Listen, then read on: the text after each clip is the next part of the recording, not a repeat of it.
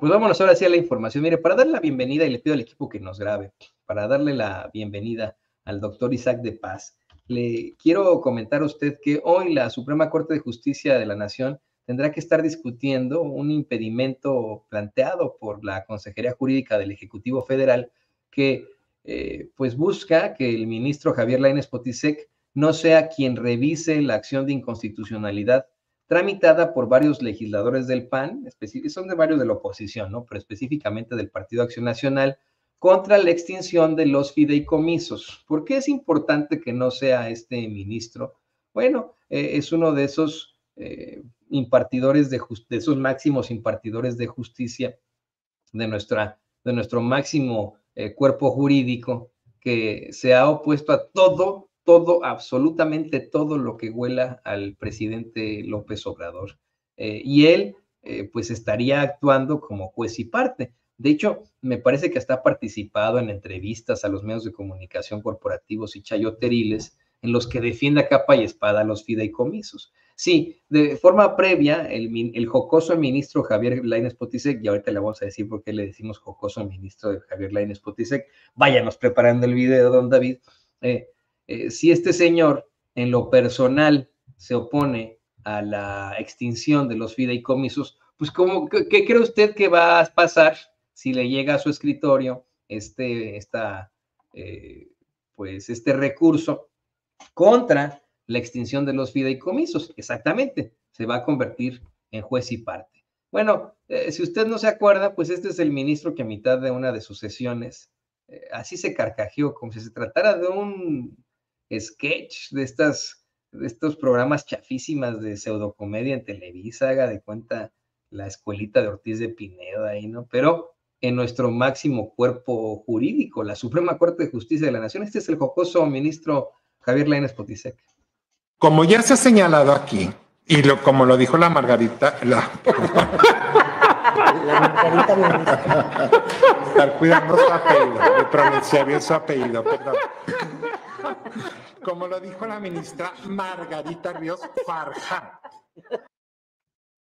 No, qué barbaridad, ¿no? Pues sí, imagínense, así, ese respeto le tienen a nuestra Suprema Corte de Justicia de la Nación. Y digo, yo le digo a usted, no es que no se puedan reír, que no corra sangre por sus venas, pero ellos mismos constantemente andan hablando de la solemnidad que requiere ese nuestro máximo cuerpo jurídico.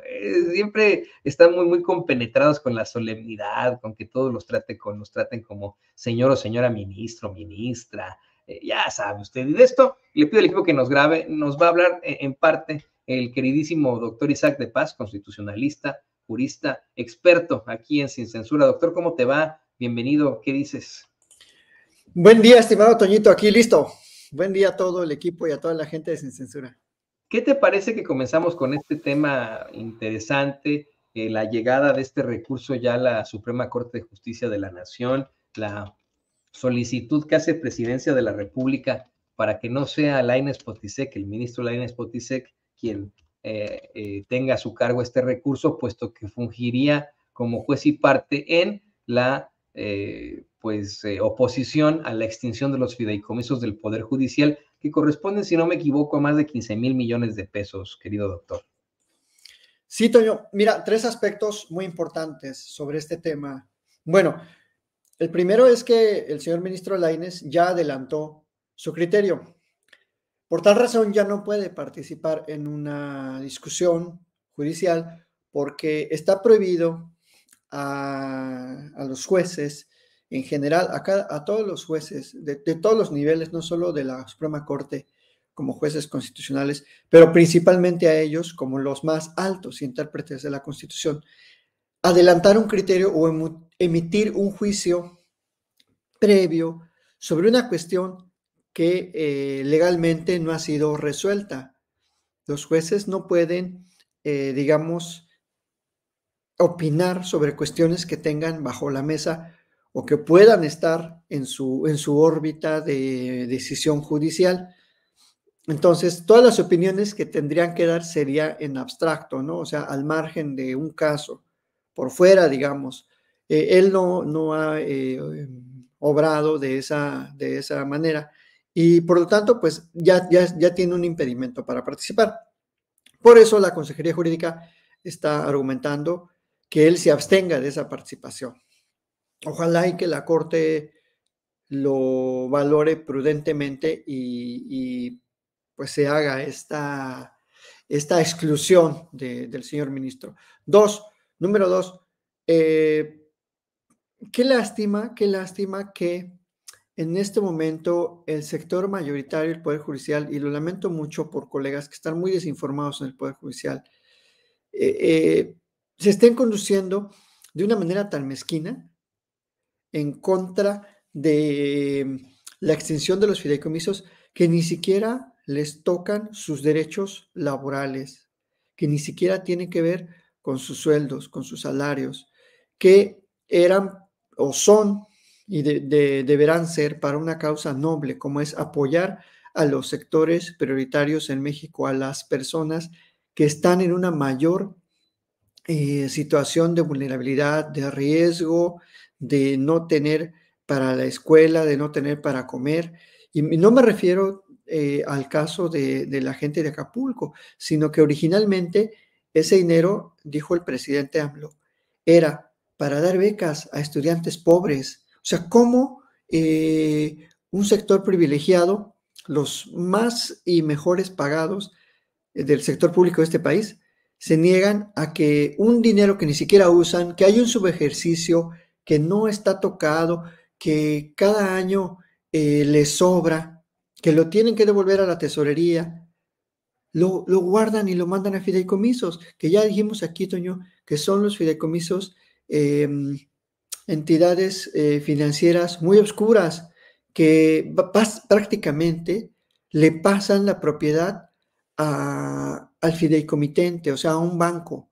Eso es terrible en materia de presupuesto público y como mensaje que da el Poder Judicial. El Poder Judicial no es una entidad de lucro, no puede disponer de ese dinero porque nos cansamos de repetirlo. Ellos no generan riqueza, ellos no generan ese dinero.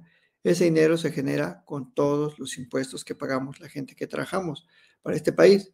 Entonces, no se pueden apropiar ni capturar el presupuesto que se le asigna al Poder Judicial. Señores, si no les alcanzó el tiempo para gastarse el dinero y si les sobró, porque siempre les sobra, porque realmente no tienen esos gastos que dicen tener, porque esos gastos no son para la administración de justicia, son para lujos, son para subsidiar sus servicios de renta, de comida, de atención médica a gente que no lo necesita. O sea, ¿cómo le estamos pagando la renta a gente que gana al mes 160,000 pesos? O sea, es terriblemente injusto.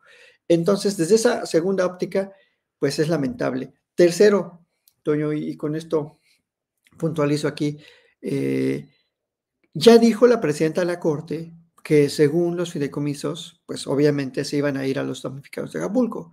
Pero ahora resulta que jueces, que gente del Poder Judicial se está amparando. Es improcedente ese amparo, no se pueden amparar contra los propios actos del Poder Judicial. Es absurdo, es loco, es algo que no cabe en las causales de procedencia de la ley de amparo, sino todo lo contrario, en las de improcedencia.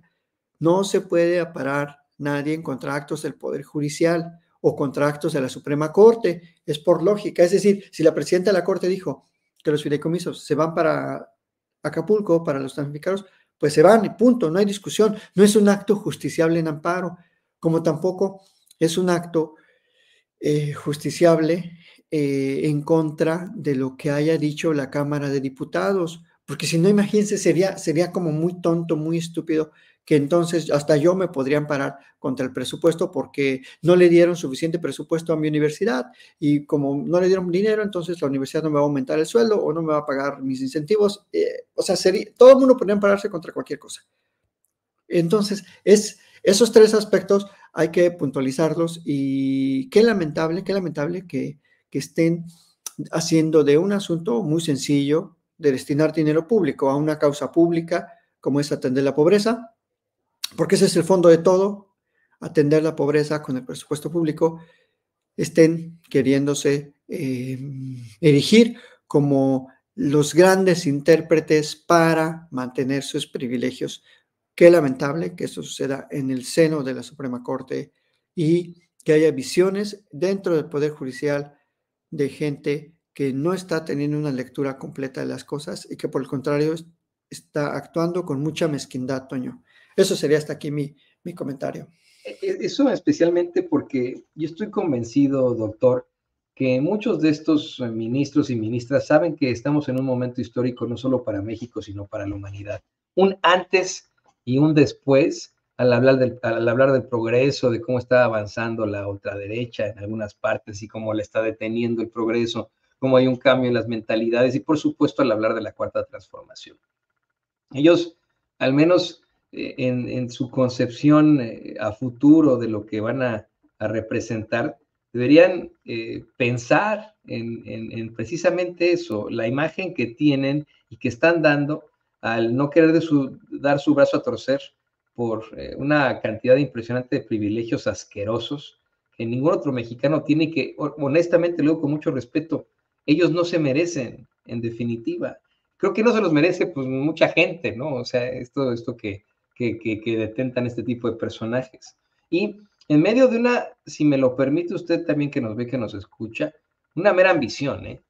Estos ministros de la Suprema Corte de Justicia, al haber estado tanto ya en esa oficina, en esa administración, en esa impartición de justicia, pues se lo digo yo, han obtenido lo suficiente como para comprarse sus buenas casas, sus buenos coches, y aún así nosotros les pagamos hasta rentas, coches, la ropa y etcétera. Vamos, todo ese dinero que les damos como salario a estos ministros y ministras de la Suprema Corte de Justicia de la Nación, se lo han podido ahorrar, porque en todo lo demás se los damos, todas las necesidades básicas que puedan tener, se lo damos nosotros los mexicanos, no tienen que padecer, vamos, ni siquiera en caso de que se enfrenten a una avería en sus coches, ¿no?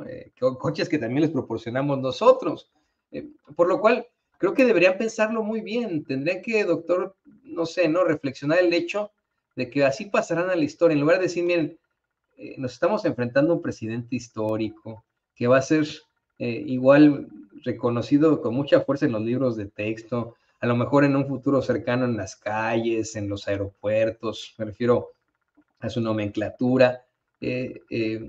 Nos estamos enfrentando a una situación histórica y mientras este presidente va a pasar a la historia como el que hizo una cantidad impresionante de cambios, nosotros podríamos pasar a la historia como unos ambiciosos vulgares que en lugar de defender al pueblo o la justicia, pues defendimos nuestros privilegios, nuestras comidas, nuestra ropita, nuestro chupe. No, imagínate, doctor, pero aún así no dan su brazo a torcer, se quedan en este tipo de circunstancias. Y eso me remonta a la siguiente pregunta. Le voy a pedir al equipo que nos grabe ya para igual cerrar con eso, porque sé que tienes mucho que hacer, querido doctor. Hoy le planteaba al presidente sobre este presupuesto del Poder Judicial, que de 2019 a 2022, bueno, pues ha tenido un subejercicio de más de 12,000 millones de pesos y que se traduce, dijo Eduardo Esquivel Ancona, en una falta administrativa. Le preguntó al presidente si ese dinero de alguna u otra forma regresaría a la tesorería de la Federación y el presidente le dice que lo que él sabe es que ese dinero de ese subejercicio se destinaba a los fideicomisos, cuyo monto ahora, bueno, pues se busca destinar a la reconstrucción de Acapulco, porque son los jueces los que, y esto mientras, quiero decirle, mientras los jueces comienzan con una lluvia de amparos para que los recursos no se entreguen, doctor. Sí, señor, lamentablemente, como decía hace ratito, se están amparando precisamente para mantener ese dinero en la órbita del Poder Judicial, cuando de manera muy contundente las reglas presupuestales establecen que se debe devolver. Todo dinero que no se ejerce se devuelve y se le devuelve a la federación, a quien te lo dan, en todo caso, ¿no? A nivel local se devuelve a los órganos financieros locales, a las secretarías locales, pero siempre se devuelve, no nos lo podemos quedar quienes supuestamente ejercemos ese gasto, porque no es dinero nuestro, es del presupuesto. Eso es lo que no entienden, lo que no les entra, no les cabe en su dimensión racional. No es dinero de ellos, no lo generaron ellos, no es producto de su trabajo.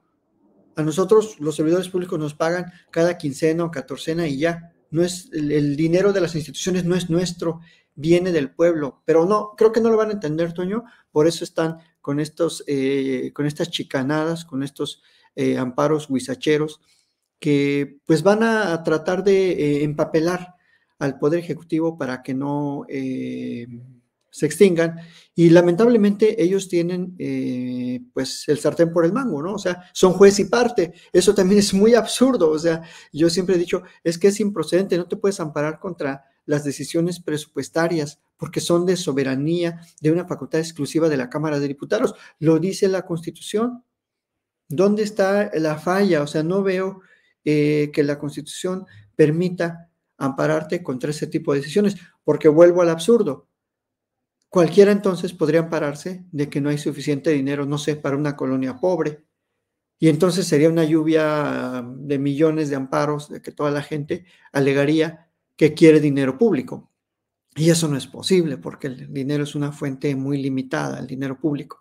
Entonces, no va a ser una discusión jurídica, porque esa discusión jurídica creo que no está dentro de la racionalidad que ellos están ejerciendo en este momento, y pues yo espero que por lo menos el Poder Judicial, cuando llegue este asunto más arriba a la Corte, tengan la decencia de decir, estamos impedidos, es un asunto en el que somos juez y parte y no podemos fallar en este sentido, ¿no? O sea, tendríamos que dejar que prevalezca la regla que ya fijó el Congreso de la Unión, Toño. Pero bueno, vamos a ver qué sucede.